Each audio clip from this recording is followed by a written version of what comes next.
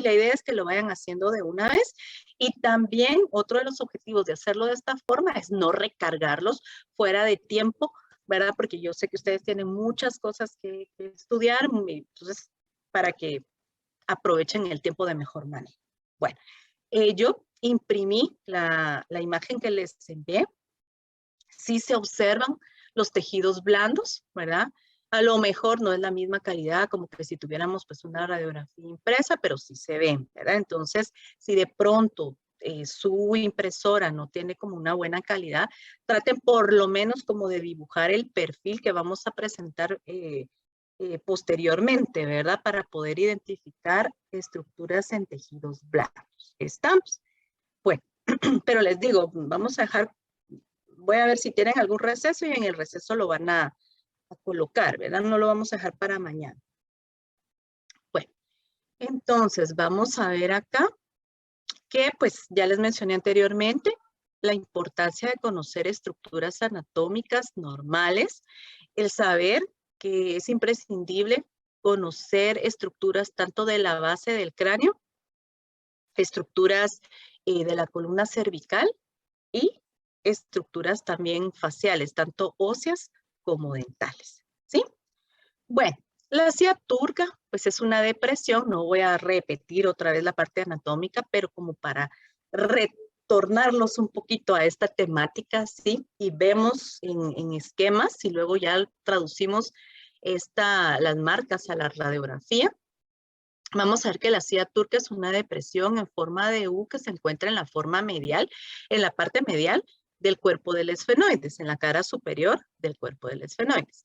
¿Sí? Entonces, al ser una estructura redondeada y rodea también una cavidad interna, que es el seno senoidal, lo vamos a ver como un área roentgenopaca, ¿sí? Lo vamos a ir marcando de una vez, por favor. Y entonces lo marcan y por favor háganle una flechita, pónganle el nombre, ¿verdad? No solo la marca, porque si no después solo marcar áreas no tiene sentido. Necesito que tenga el nombre también, por favor, ¿sí? Bueno, ¿sí? Una pregunta, ¿será que podría ponerle numeritos y en la parte de atrás ir escribiendo para que no ocupe mucho espacio? Sí, si gusta, pero me pone foto de las dos caras, ¿verdad? De la hoja, o si utiliza dos hojas, foto de las dos, por favor. Ah, bueno, muy bien, gracias. Sí, bueno. Sí, ahí también ya depende de la creatividad de ustedes, ¿verdad? Y la facilidad que ustedes tengan de aprendizaje. Bien, entonces les decía, marcamos la ciaturca, vamos a ver varios ejemplos, ¿verdad? Para que ustedes vayan identificando, pero entonces nosotros vamos a identificar la cavidad orbitaria y posterior a la cavidad orbitaria, pues ya encontraremos esta depresión en forma de U, que corresponde a la ciaturca. Recordemos también que todos los pisos de las cavidades o de senos, pues los vamos a ver como opacos, ¿sí? Y todas las cavidades propias las vamos a ver como áreas lucentes, cavidades, espacios faringeos, espacios intervertebrales.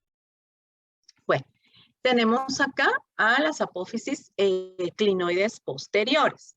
Tenemos acá cara superior del esfenoides y estas pequeñas salientes que tenemos son las apófisis clinoides. En este caso vamos a ver a las anteriores y este par de salientes pequeñitos que tenemos, ¿sí?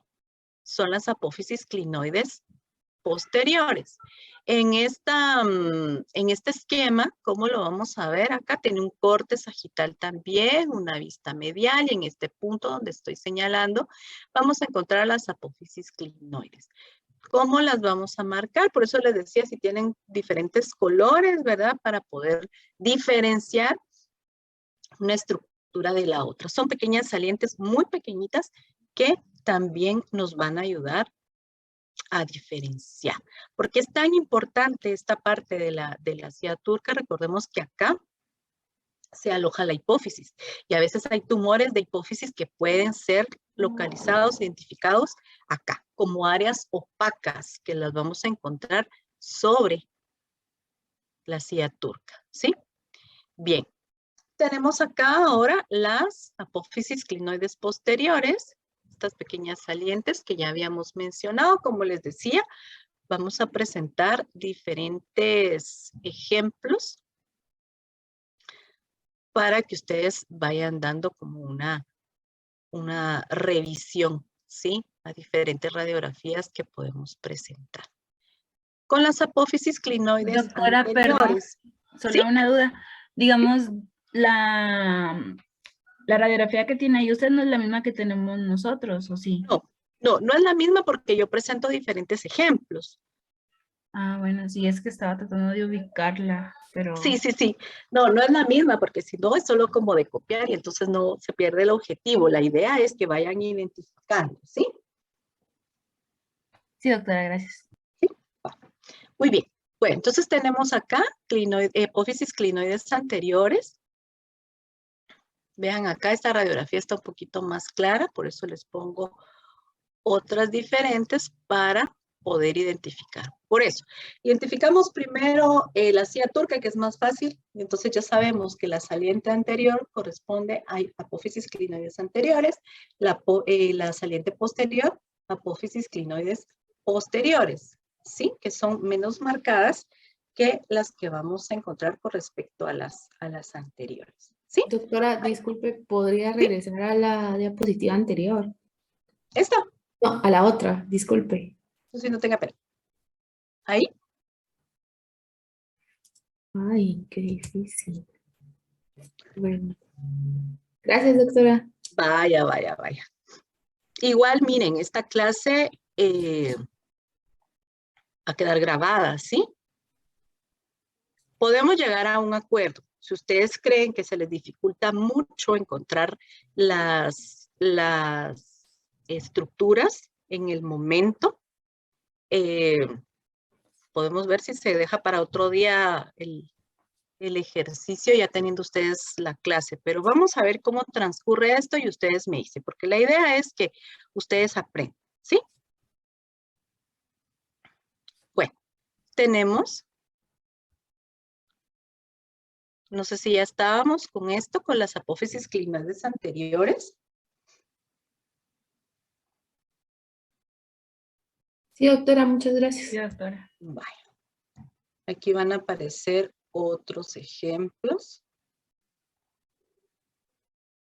¿Sí? Veamos acá solo para recapitular la silla turca y apófisis clinoides anteriores. ¿Ya lo marcaron? Así podemos seguir. Ya, doctora. Ya. Bueno, con el dorso de la silla, ¿sí? Es una pequeña vertiente que vamos a encontrar en la parte posterior también de la silla turca, en donde señalamos acá apófisis clinoides posteriores y esta pequeña vertiente que vamos a ver acá, pues corresponde al dorso de la silla. Si ya marcaron como una U completa, ¿verdad? Que correspondía a toda la silla turca, no se preocupen, utilicen otro color y solo remarcan esta pequeña porción, ¿verdad? Para poder identificar una de otra, ¿sí? Por eso también les había pedido que tuvieran crayones o marcadores de diferentes colores, ¿verdad? Este es el objetivo. Bueno, nuevamente otro ejemplo acá para poder identificar el dorso de la silla.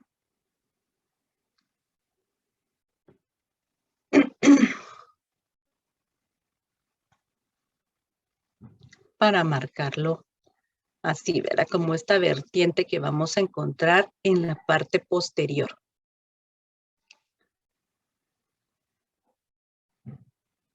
Bueno, como ustedes saben, en la parte interna, en el espesor del hueso, en el espesor del cuerpo del esfenoides, encontramos este seno que es el seno esfenoidal. Va a estar rodeado por paredes y el interior lo vamos a ver como un área radiolucente, ¿sí? Entonces, esto lo vamos a rellenar del color que ustedes prefieran. Voy a regresar acá. Entonces, aquí podemos ver una pared opaca, ¿sí? Y en todo esto que estoy señalando, vamos a marcar el interior del seno esfenoidal, ¿sí? que al ser tan cercano al área de cavidades nasales, pues también está considerado como un seno paranasal. ¿De acuerdo?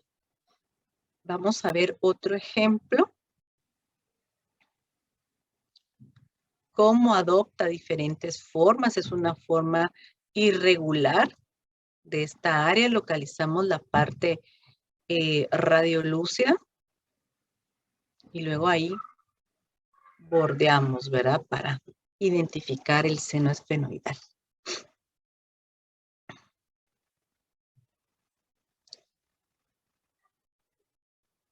Aquí encontramos otro ejemplo.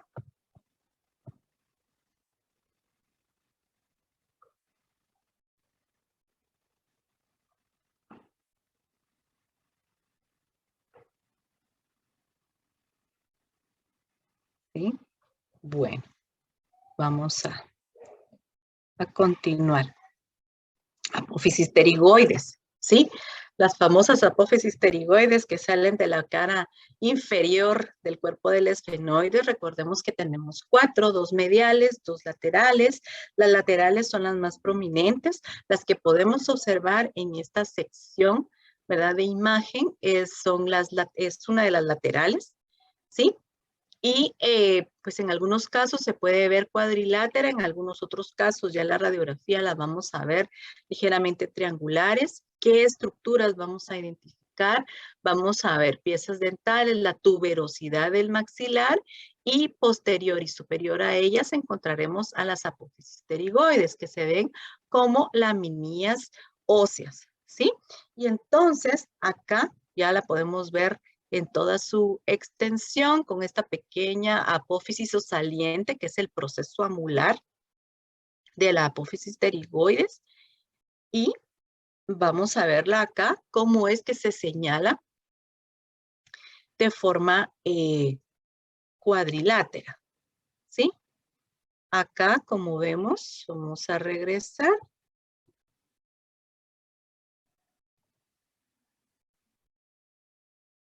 Ubicamos el seno y en la parte inferior del seno y en la parte inferior del cuerpo, pues ya identificaremos a las apófisis pterigoides. Estas son complejas de observar, puesto que hay hay estructuras sobrepuestas, ¿verdad? Entonces es complicado poder observarlas. Sin embargo, es muy importante saber que ahí están, ¿verdad? Saber que las podemos observar a través de una radiografía cefalométrica, ¿sí? Y recordemos también, eso les va a servir a ustedes mucho ya cuando tengan a sus pacientes, que en toma de molares superiores podemos ver apófisis pterigoides, ¿sí? En panorámica podemos ver también sobrepuestas apófisis pterigoides también, ¿sí? Vamos a bajar un poquito aquí esta barra. Vamos a identificar también apófisis pterigoides. A veces se ven nada más como unas pequeñas áreas no muy marcadas, ¿verdad? Aquí, por favor, no se me atormenten de que si no encuentran exactamente la imagen, marquen el sector, por favor, donde están. Yo entiendo perfectamente que ahorita es el primer acercamiento que tienen con este tipo de radiografía, pero por lo menos marquen, ¿verdad? ¿Dónde la podemos encontrar? Porque yo sé que es difícil de visualizar. Si nosotros lo comparamos con otras estructuras que son mucho más fáciles, pues, digamos, no vamos a confundir el seno frontal con la órbita, ¿verdad? Eso es demasiado obvio. Pero en este caso, pues, sí se entiende, ¿verdad? Que es complejo poder observarlas. Bien, con Doctora, los senos, sí, una dígame. pregunta, la estructura que acaba de mencionar se observa debajo del seno esfenoidal, o sea, Sí. exactamente debajo o un poco más abajo. Exactamente, debajo, porque acuérdese que tenemos, vamos a ver si regreso aquí un par de imágenes. Vamos a ver aquí donde no aparece nada. Veamos acá. Este es el cuerpo del esfenoides, ¿sí? Acá lo tenemos seccionado y está el seno esfenoidal. Si nos dirigimos, tal vez no tan exactamente abajo, ¿verdad? Sino que postero inferior, porque acordémonos que las apófisis pterigoides nacen de la parte inferior del cuerpo del esfenoides y también del ala mayor del esfenoides, ¿sí? Entonces, al tener claro ese concepto, ya podemos identificar dónde aparece, ¿sí? No sé si aclaro su duda. Sí, doctora, gracias. Vale.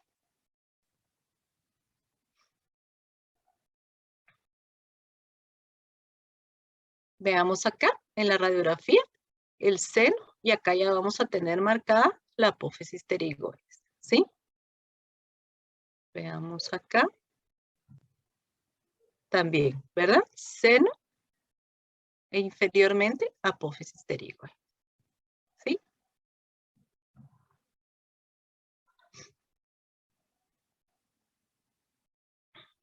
Bueno.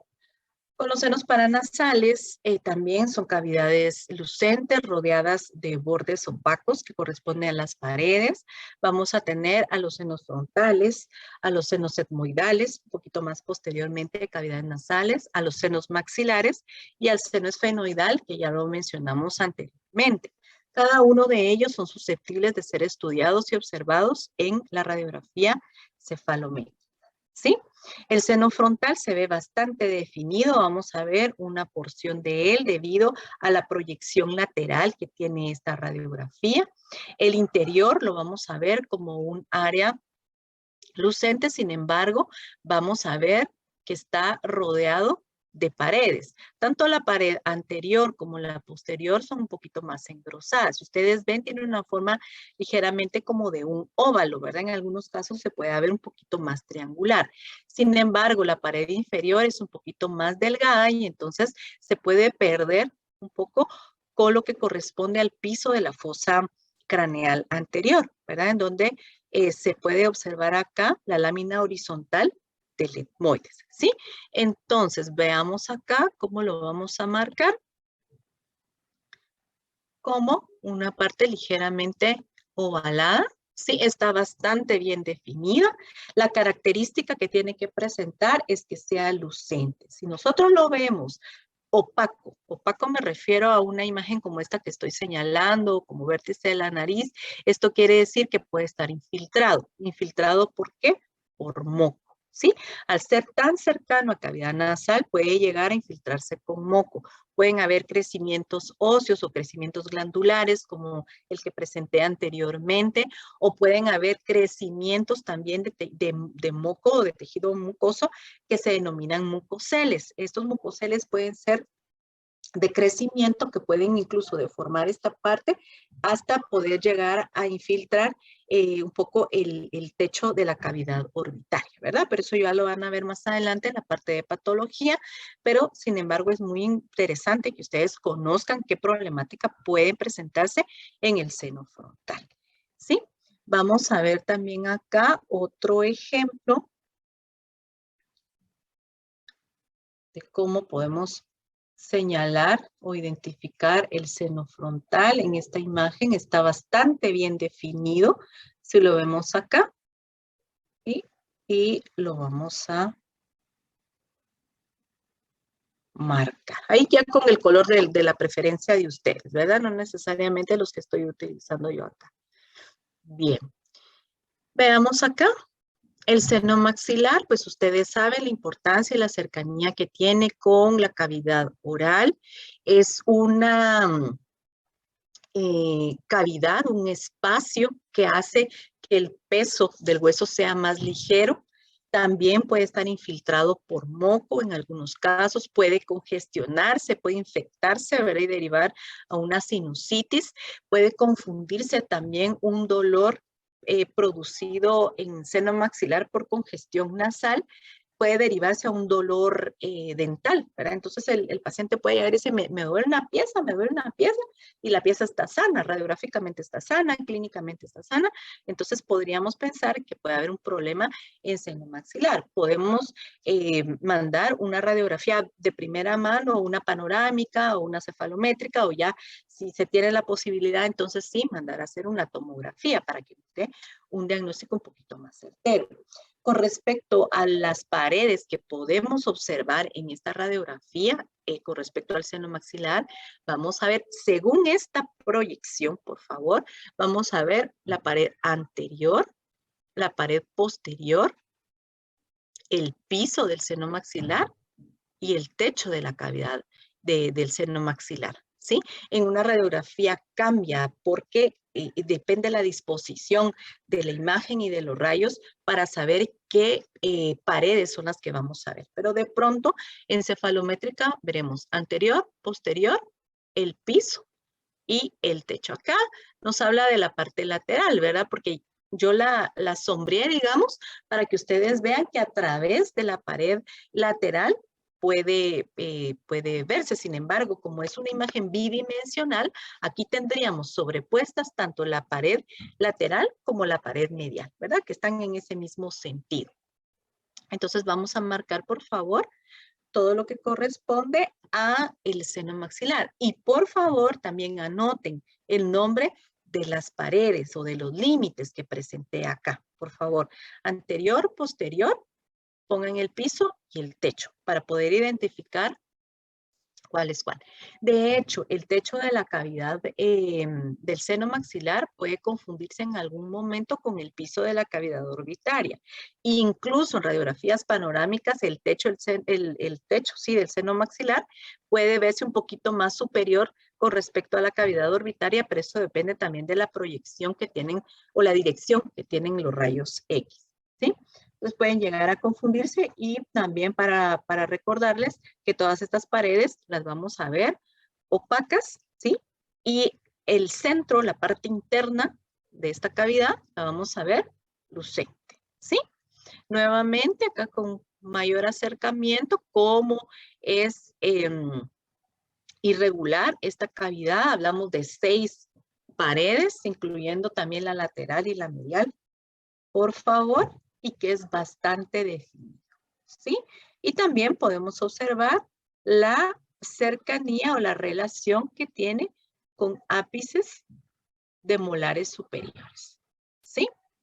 Bien, con otros senos paranasales están las celdillas etmoidales, que se encuentran en las masas laterales del etmoides. Ustedes saben que las masas laterales también se llama lámina, la parte cribosa, ¿sí? O la parte de las celdillas, que también conforman senos paranasales y son bastante irregulares, ¿sí? Lo podemos identificar como un área ligeramente cuadrilátera. Cuando yo hablo de algo cuadrilátero, me refiero a algo que tiene 4 lados, no necesariamente un cuadrado perfecto, ¿verdad? Sino que 4 lados, ¿sí? Que es una forma irregular. Esto cuadrilátero irregular, ¿sí? ¿Cómo lo vamos a identificar? Observamos, por favor, la cavidad orbitaria y posterior a ella, pues encontraremos la proyección de las celdillas etmoidales. En radiología es muy importante recordar que las estructuras que están traslapadas pueden proyectarse a veces un poquito planas de lo que en la realidad son, ¿sí? Lo mismo ocurre con la columna vertebral en una panorámica, ¿sí? Donde la vamos a estudiar en la parte lateral, ¿verdad? No en la parte central. Entonces, para tener muy claro eso, ¿sí? Bueno, nuevamente, un ejemplo acá de celdillas etmoidales, al igual que apófisis pterigoides, complicado de observar, pero acá les voy a dar un pequeño tip, porque aquí vemos la pared anterior que nos está limitando cuerpo del esfenoides, ¿sí? ¿Qué tenemos acá? El pico del esfenoides que llega a articularse con la cara posterior de la lámina vertical, ¿sí? Y entonces, anteriormente vamos a encontrar a las celdillas etmoidales. Que les decía que tiene una forma cuadrilátera, ¿verdad? Cuadrilátera irregular, ¿sí? Bueno. Otro ejemplo. En esta imagen la característica que tiene es que se sobrepone a la cavidad orbitaria, ¿sí?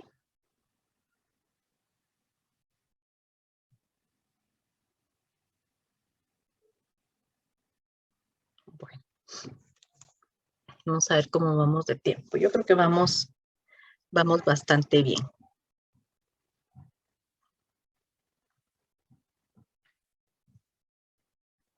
Bien, piso de la fosa craneal anterior. ¿Cómo lo vamos a identificar? Ubicamos el seno frontal y posterior a ella se dirige una línea opaca que corresponde al piso de la fosa craneal anterior, que está conformada por el frontal y por el etmoides, específicamente por la cara endocraneal del frontal y por la crista gali y la cara superior de la lámina horizontal del etmoides. Lo vemos como un área opaca, bien definida, que se va a dirigir, ¿sí?, de anterior a posterior, ¿sí?, desde el seno frontal. ¿Y dónde va a terminar? Vean, donde inicia la cara superior del cuerpo del esfenoides, ¿sí? Que esto ya lo habíamos marcado, entonces se dirige hasta este punto. Veamos acá, en esta otra imagen que estoy señalando, nos marca la parte superior de crista gali y la parte más posterior del frontal, ¿sí? En su cara endocraneal. Otro ejemplo que podemos encontrar acá, ¿verdad? Que es bastante definido.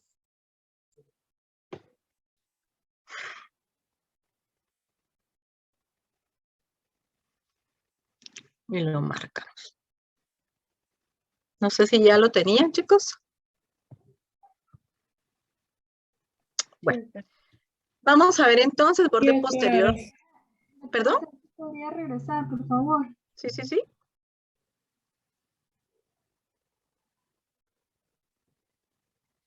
Yo me estoy adelantando yo en lugar de regresar. ¿Ahí? Sí, doctora, gracias. Bueno.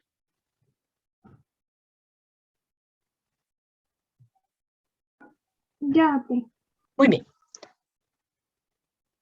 Bueno, entonces borde posterior de la cavidad orbitaria, esto lo vamos a ver bastante ovalado, bastante definido.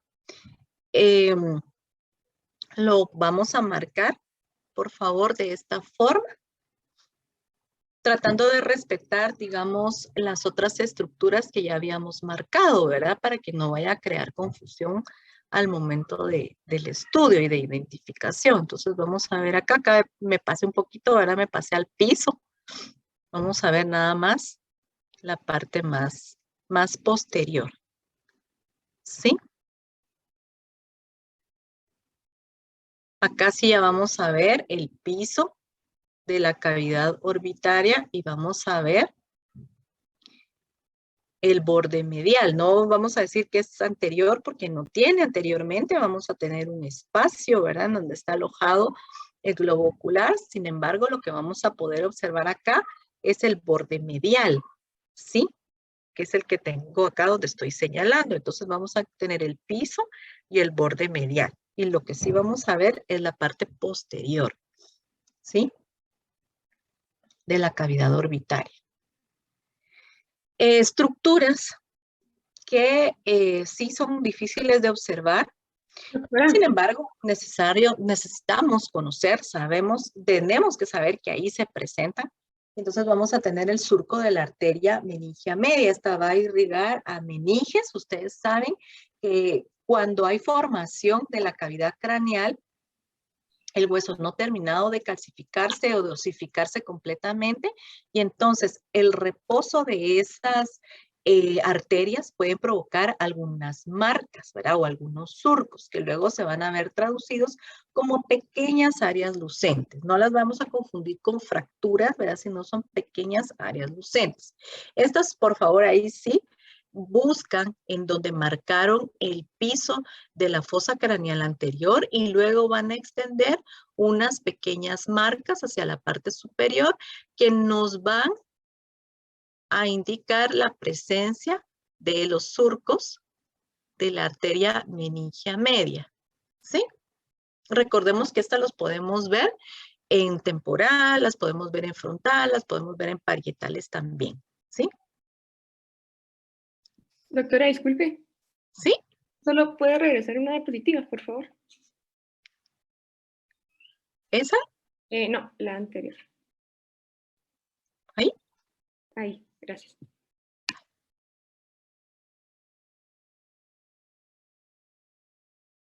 Catherine, no hay problema, usted siga con lo que puede. Oye, no hay problema. Hola, ¿Qué manda? es que tengo una pregunta. Sí, dígame. ¿Las celdías etmoidales se sobreponían a estructuras de la órbita? En algunas proyecciones, sí, en algunas. En algunas, pues usted vio los ejemplos. Mire, digamos acá. Acá yo puedo identificar muy bien la parte posterior de la cavidad orbitaria y esta parte lucente irregular, ¿verdad? Que se ven áreas opacas y lucentes que lo podemos definir como una imagen mixta, corresponde a las celdillas etmoidales. En esta sí se puede ver totalmente posterior. Sin embargo, en algún otro ejemplo que presenté, sí se extendía un poquito hacia la parte anterior. Entonces, lo que podemos ver es que si esta parte que debería estar totalmente lucente, vemos unas ligeras opacidades, aquí ya podríamos extender, ¿verdad? La proyección de las celdillas etmoidales. Y recordemos que tenemos celdillas etmoidales acá en medio, pero luego vamos a ver también la parte de huesos que conforman a la órbita, ¿sí? Entonces, por eso es que les mencionaba que hay sobreposición de estructuras.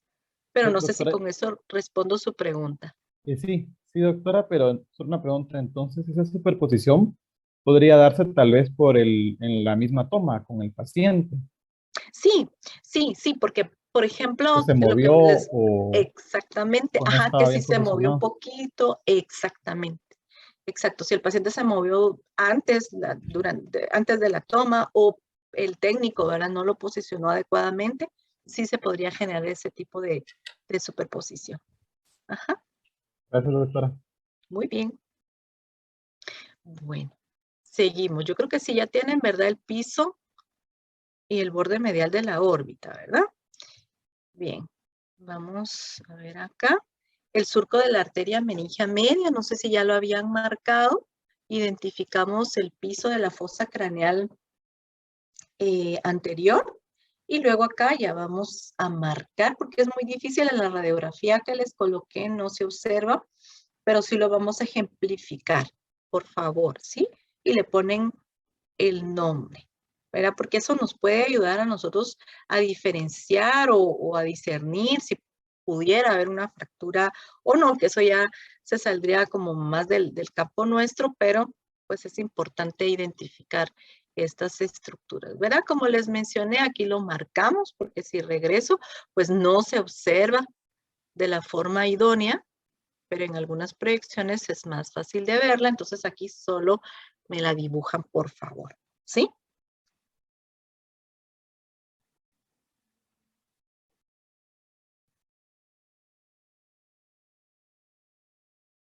Bueno, el clivus, pues es una porción posterior del occipital en donde se articula con la cara posterior del esfenoides, es esta saliente que tenemos acá, ¿sí? Y al representarse o al verse como un engrosamiento, pues lo vamos a ver marcado de esta manera. Como ya tenemos bien identificado al esfenoides, a las apófisis clinoides posteriores, esta vertiente que vamos a encontrar acá, la vamos a marcar y señalar como el clivus, ¿verdad? Que es la parte articular entre esfenoides y el hueso occipital, ¿sí?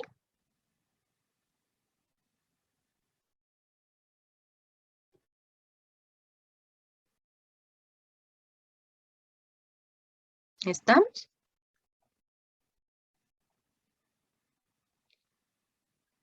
Este es otro ejemplo de cómo podemos identificar también al clivus, ¿sí? Voy a regresar una. Vemos también toda la parte del seno esfenoidal.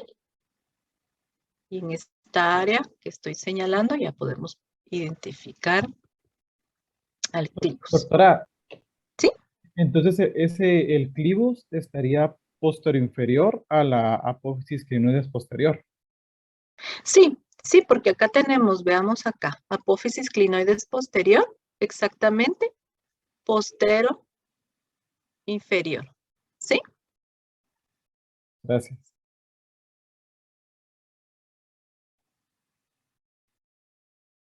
Hoy están más participativos, qué bueno, ¿verdad?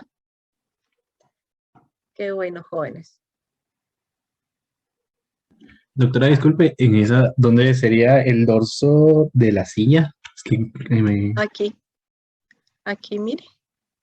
Ah, bueno, sí, estoy bien. Gracias. Sí, ubicamos acá apófisis clinoides, donde estoy marcando acá, y luego si nos dirigimos abajito de la apófisis clinoides posterior, dorso de la silla. Gracias, doctora. Bueno.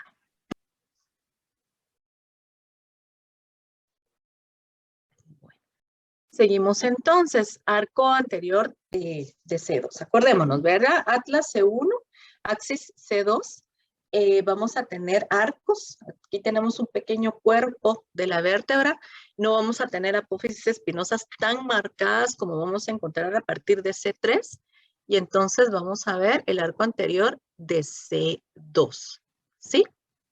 Que sería del axis. Entonces lo vamos a marcar también como una pequeña parte redondeada que tenemos ahí.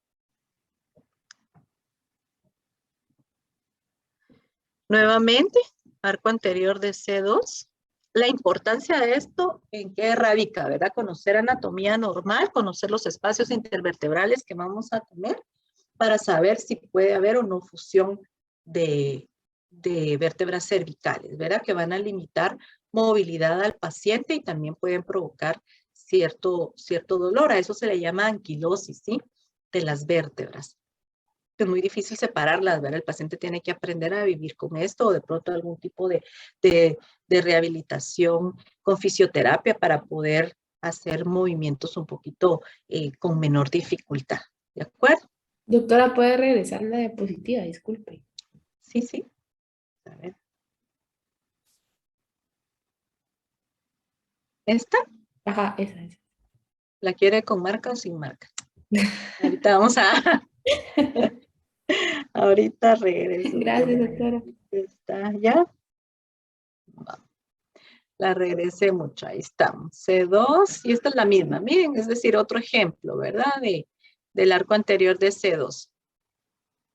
¿Sí? Bueno.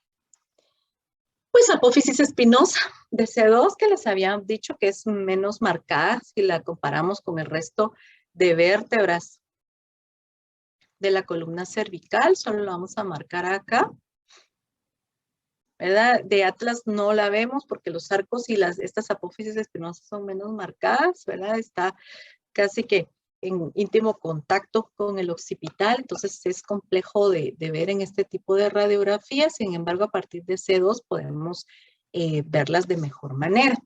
Si ya nos ubicamos en estructuras propias del temporal, pues vamos a encontrar las celdías mastoideas que se encuentran en el interior de apófisis mastoides, que se ve como una parte irregular, ¿verdad? Como un área mixta o como un enrejillado que vamos a encontrar superior a las vértebras. Sí, dígame.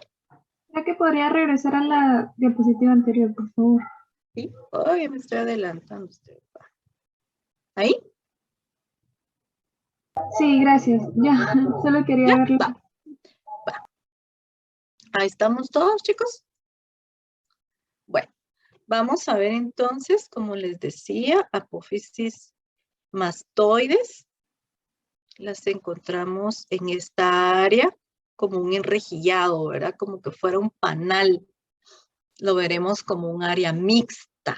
Sí, acuérdense de las descripciones que les dio el doctor ayer, ¿verdad? Áreas opacas, colucentes, se traducen en una imagen mixta, pero esto es debido al enrejillado que va a haber debido a las celdías mastoideas. Entonces los vamos a marcar de esta forma. Si quieren, solo rodéenla, no las pinten completamente para poder ubicar el enrejillado, que es bastante característico de este hueso, que está clasificado como un hueso neumático porque también ayuda a aliviar el peso de los huesos de la cabeza, mas no está clasificado como seno paranasal. Pero los senos paranasales solo son frontales, moidales, el esfenoidal y los maxilares, que también son huesos neumáticos, ¿verdad? Pero el temporal es hueso neumático, pero no corresponde a senos paranasales, ¿sí? Bien, aquí tenemos otro ejemplo de celdías mastoideas, que esto también se puede observar en una radiografía panorámica, ¿verdad? Aquí lo vamos a ver bastante bien definido. Podemos identificar el meato auditivo externo y posterior a esto, pues ya vamos a encontrar a las celdías mastoideas, que también lo vamos a rodear de esta manera, ¿verdad? Para que lo logremos identificar. No sé si estamos con las celdías mastoideas, así podemos seguir con la fosa pterigomaxilar, que esta la encontramos como una forma triangular de base superior y vértice inferior. Ubiquemos, por favor, el seno maxilar. Por eso les decía que es bien importante como respetar esos límites, ¿verdad? Para poder saber dónde encontramos estas fosas. Entonces, acá encontramos la fosa pterigomaxilar que se va a generar en esta imagen, ¿sí? Desde la parte posterior del seno, ¿sí? Y la parte anterior de la apófisis pterigoides, ¿sí?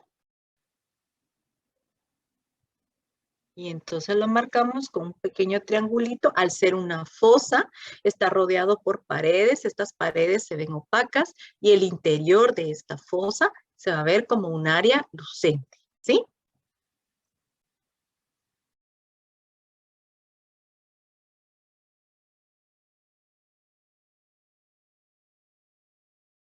¿Estamos? Aquí vamos a presentar otro ejemplo. Veamos acá. También ubicamos el seno maxilar. Aquí se ve bien definida la apófisis pterigoides. Y este espacio que se genera, esta área lucente que vemos, corresponde a la fosa pterigomaxilar. ¿Sí? En este caso está marcado aquí con verde.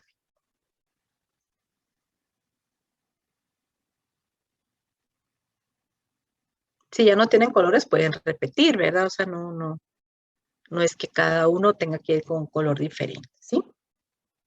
La cosa es que lo identifiquen y al momento de que ustedes lo lean, lo entiendan, ¿verdad?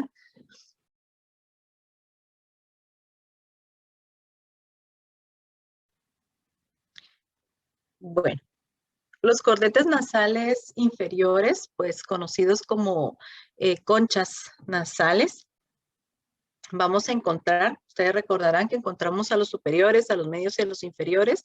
Sin embargo, radiográficamente vamos a identificar nada más a los cornetes nasales inferiores, que estos son unos huesos independientes del etmoides. Vamos a ver cómo la proyección de ellos se genera a través del espacio de las fosas nasales, pero se va a extender visualmente hasta donde está el seno maxilar. Sabemos nosotros perfectamente que estos se extienden antero-posteriormente dentro de la cavidad nasal, que son los que se agrandan y que de pronto también pueden ocasionar este problema de ronquidos que mencionamos anteriormente. En la radiografía cefalométrica también los vamos a ver antero-posteriormente como una forma de pera irregular, como una pera acostada, ¿sí? Que la base va a ser anterior y el vértice va a ser posterior, pero visualmente, repito, lo veremos extendido hasta donde está el seno maxilar. Aunque nosotros sabemos que clínicamente, cuando nosotros observamos y sabemos y conocemos la anatomía de cada uno, sabemos que está solamente dentro de la cavidad nasal. Sin embargo, se extiende visualmente hasta donde está el seno. Es decir, acá vamos a ver el piso de las cavidades nasales y superiormente a este piso y el techo del paladar duro, vamos a ver la proyección de los cornetes nasales. Sí, acá vamos a encontrar también otro pequeño ejemplo. Les voy a regresar esta diapositiva y aquí es donde nosotros tenemos que ir ejercitando el ojo, porque vamos a ver áreas de ligera densidad. Vemos acá este conjunto de sombras que se ven acá y esto corresponde a los cornetes nasales. No se va a ver tan opaco como, por ejemplo, un hueso temporal o un hueso parietal, porque son laminillas óseas delgadas, entonces se ve como de ligera densidad. ¿Cómo vamos a marcarlo? Como una forma de pera, ¿verdad? O como un óvalo que va a estar recostado y que se extiende dentro de estos espacios. Aquí es donde nuevamente se da el concepto de sobreposición de imágenes, ¿verdad? En radiología es muy importante ejercitar el ojo. Cuando ustedes hagan la interpretación radiográfica, vean radiografías y vean y vean y vean y distingan una sombra de otra, una parte lucente de otra, un área lucente que sea de anatomía normal, de estructuras normales, de una que sea patológica, ¿verdad? Pero realmente en radiología es ver y ver y ver e interpretar y ejercitarse, jóvenes, ¿verdad? Ese creo que obviamente saber los conceptos básicos, pero ejercitar la vista, ¿verdad? Para poder interpretar adecuadamente. Bien, el piso de las fosas nasales, pues es un área opaca. Vemos acá bien definido alas de la nariz, entonces posterior a esto vamos a encontrar cómo se va a extender hacia posterior. Bien, todo esto corresponde al piso de las cavidades nasales, ¿sí? Vamos a marcarlo acá, por favor. Y luego vamos a ver cómo es que se unen tanto el piso de las cavidades nasales con la bóveda palatina. Y entonces hay como un cruce ahí de estructuras, pero la que es casi horizontal, casi paralela al piso, podríamos decirlo así, es el piso de las fosas nasales, ¿sí? Que se va a extender hasta esta parte. Por favor, ustedes saben que ya en radiología, pues las imágenes se pueden ver un poquito diferentes de lo que nosotros ya tenemos el concepto en hueso. Nuevamente, otro ejemplo, ¿verdad? Del piso de las cavidades nasales. Es importante extenderlo, por favor, hasta allá. Esa es la imagen radiográfica, que de hecho que vamos a ver acá posteriormente, el velo del paladar, ¿verdad? Pero si nosotros consultamos cualquier literatura o cualquier trazado que nosotros vamos a hacer, vamos a identificar piso de fosas nasales acá, ¿sí? ¿Estamos, jóvenes? Bueno, el paladar duro, ¿sí? Como se los mencioné anteriormente, se sobrepone al piso de las cavidades nasales. Sin embargo, aquí hay algo bien importante. ¿Dónde inicia la imagen acá del paladar duro? Inicia desde esta parte en donde encontramos a los incisivos, tanto laterales como centrales. Vean desde dónde se dirige y luego se entrecruza con la imagen proyectada del piso de las cavidades nasales. ¿Sí? Entonces ahí es donde vamos a marcar. Que sí es bien importante que lo hagan con dos colores, por favor, para poder identificar una estructura de la otra. Nuevamente acá, ejemplo, veamos qué tenemos superiormente, piso y cavidades nasales, y vean acá, el paladar duro, ¿sí? Doctora, disculpe, solo puede retroceder una diapositiva, por favor. Sí, voy. Ahí.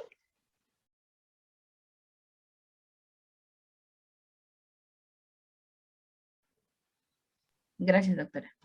Sí, muy bien.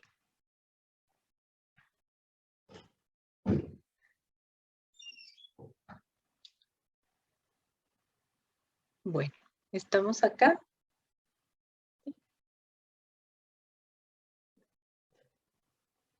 Bien, entonces aquí vamos a ver proyectadas ambas imágenes, tanto el paladar duro como las fosas nasales, a modo de ejemplo. Ahora en teoría sí les debería quedar a ustedes en el ejercicio para que vean cómo se sobrepone una estructura de la otra.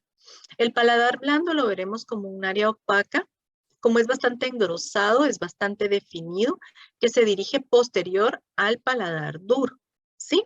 Y va a limitar el espacio nasofaríngeo del orofaríngeo, ¿verdad? Que es esta parte lucente que podemos observar acá. Entonces, esta área, esta estructura que estoy marcando acá, pues corresponde al paladar blando y lo vamos a marcar de esta manera, ¿verdad?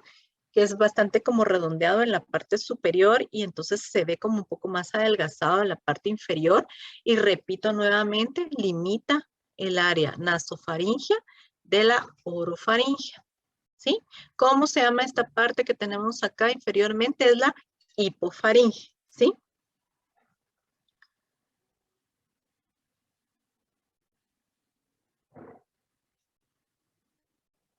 Nuevamente acá otro ejemplo de paladar blando. Ustedes se ubican en dónde termina la línea correspondiente a fosas nasales y a paladar duro. Y luego tenemos el paladar blando, ¿sí?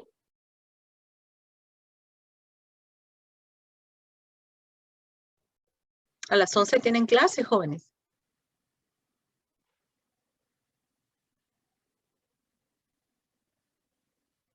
Sí, doctora.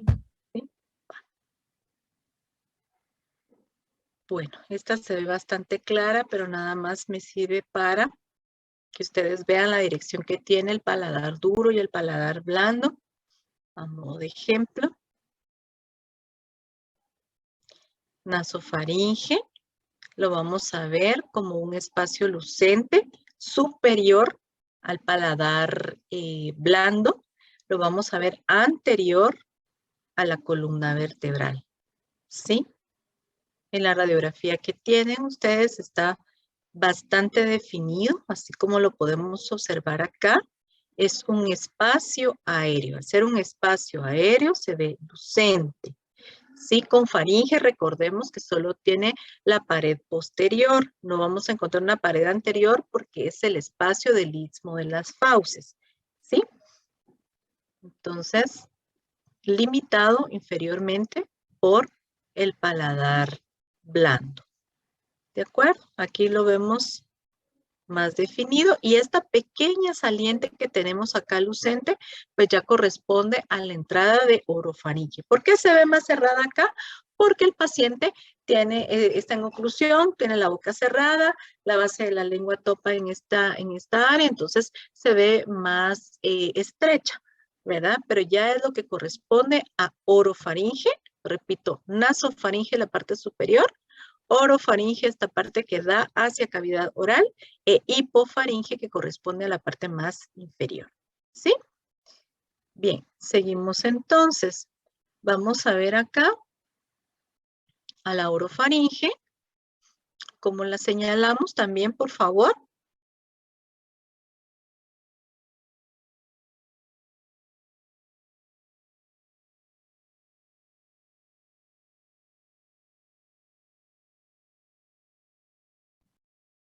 Y también a modo de ejemplo, nasofaringe y orofaringe, ¿sí? Que son espacios lucentes que vamos a ver. Bien, esta parte pues ya es un poco más sencilla, ¿verdad? El borde posterior de la mandíbula, específicamente de la rama, ¿sí?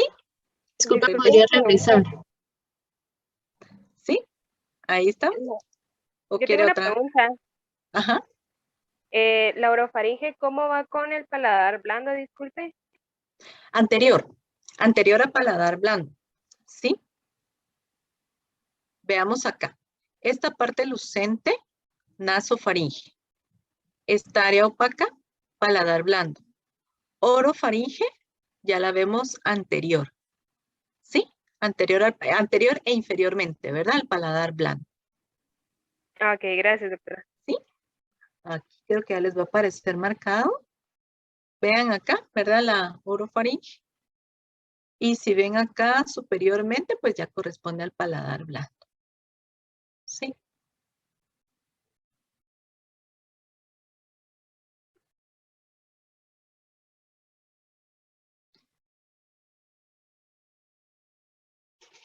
Bueno, Entonces les decía que esta parte es más fácil de identificar, que corresponde al borde posterior de la mandíbula. Aquí se marcaron 2 líneas debido a una pequeña inclinación que hubo.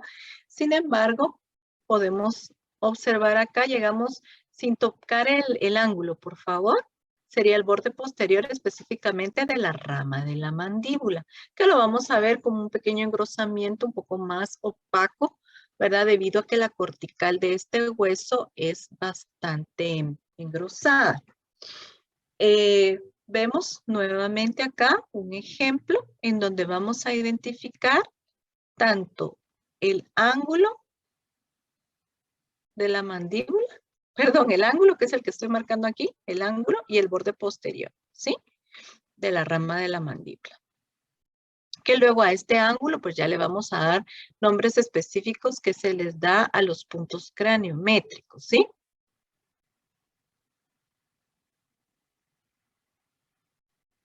Nuevamente esta vean que está doble, ¿verdad? Borde posterior de la mandíbula. En la radiografía que ustedes tienen, pues nada más se ve uno, ¿verdad? Pero para que ustedes vean los posibles errores en que se puede incurrir en la técnica. Borde posterior y ángulo. Marcan las dos de una vez, ¿verdad? Si adelantamos esta parte. Anterior al ángulo, ¿verdad? Y se extiende desde el ángulo hasta la parte inferior, pues vamos a ver el borde inferior de la mandíbula.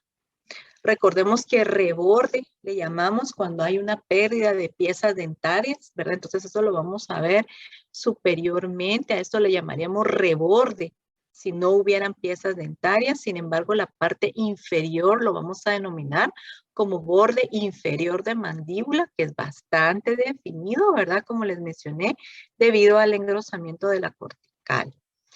Nuevamente, borde inferior de mandíbula, que vamos a marcar 2, ¿verdad? Por la inclinación que hubo en esta radiografía.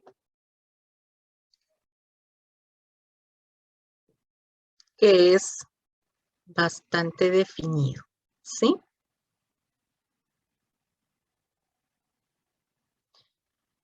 Y aparece también otro hueso de la cara, que es el hueso malar o hueso cigomático, que corresponde a la región cigomática o lo que conocemos como pómulo, ¿sí? Vemos que la parte inferior, el ángulo inferior es bastante redondeado y es engrosado. Y entonces esta imagen la podemos observar radiográficamente, tanto en una panorámica como en una radiografía cefalométrica, ¿sí? Nuevamente observamos acá y lo vamos a ejemplificar como una imagen como en una U, ¿verdad? Bastante definida, que se va a ver proyectada como que estuviera en el interior del seno maxilar. Sí, entonces si ya marcamos seno maxilar, el espacio del seno, vamos a marcar una especie de U que se ve en este sector. ¿Cómo también lo vamos a identificar en esta radiografía? Inferior al piso de la cavidad orbitaria. Vemos esta parte definida como U.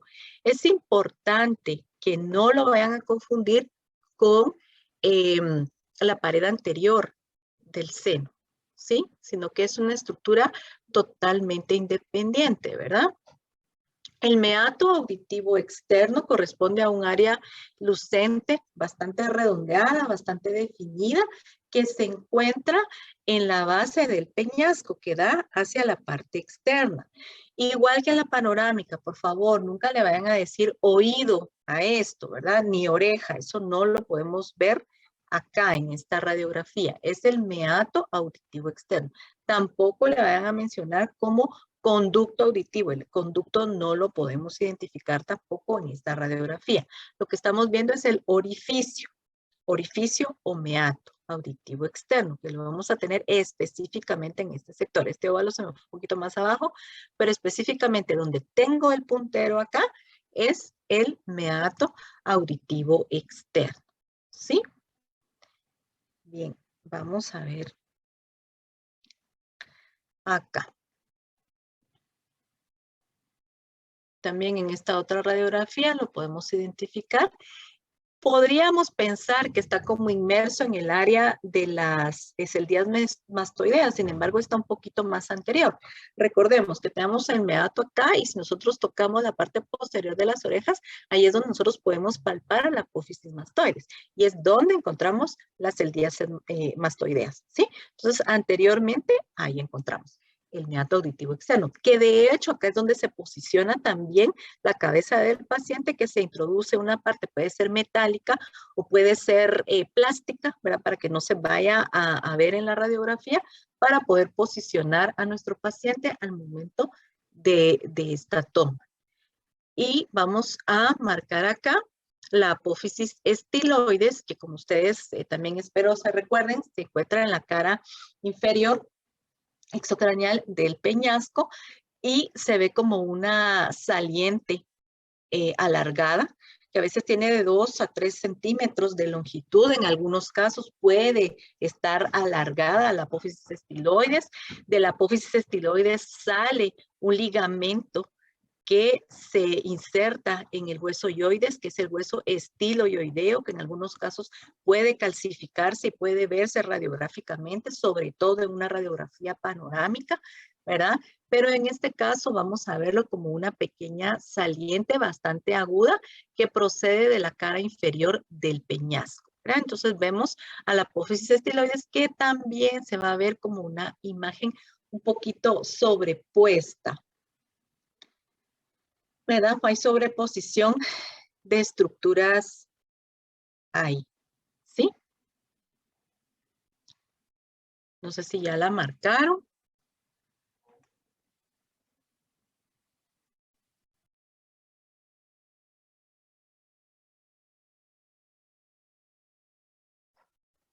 Bueno, jóvenes, miren, nos vamos a quedar ahí porque no nos da tiempo. Con ustedes, pues en la siguiente clase, pues teníamos programado la radiografía, la tomografía, que yo creo que nos va a dar tiempo de terminar el ejercicio y dar la clase de la tomografía. Entonces, hoy ya no envían nada de foto ni de constancia del ejercicio, no vayan a perder esta hoja, porque entonces en la siguiente clase con ustedes la vamos a concluir, porque así no nos pasamos de tiempo, porque me informan que sí tienen clase ahora, ¿verdad? Entonces, no sé cómo... lo que sí necesito es que en el chat me pongan su nombre, por favor. Eso sí es importante porque les va a contar a ustedes como asistencia. Además, miren, en el Classroom les voy a colocar una encuesta que por favor necesito la llenen. Esa sí se las voy a colocar en este momento y por favor la llenan, ¿verdad? En un momento que tengan ahí libre, pero sí necesito que a más tardar mañana la completen, por favor. No sé si tienen alguna duda, alguna pregunta, comentario, jóvenes. Doctora, disculpe, yo tengo una duda. Sí, dígame. ¿Será que me podría repetir las paredes del seno maxilar? Sí, por favor, veamos, doctora. acá nos puede servir esta. Vamos a tener la anterior en esta toma, ¿sí? Anterior, posterior. Tenemos piso de seno maxilar, techo de seno maxilar. ¿Sí? Gracias, doctora. Y esta parte lucente atravesó, ¿sí? La pared lateral y medial, que no la logramos ver, digamos. O sea, existen, porque sabemos que existe, pero no las vemos. Entonces, las que vemos acá es anterior, posterior, piso y techo, ¿sí? Ok, y si se viera esa que usted menciona. No se ve. No se ve porque No se los coloca rayos nada, X, ¿verdad? los rayos X pasan de largo. En una Ok. panorámica cambia la disposición. Si quieren, en la otra clase voy a poner una de panorámica del seno y entonces hacemos la comparación para que les quede claro.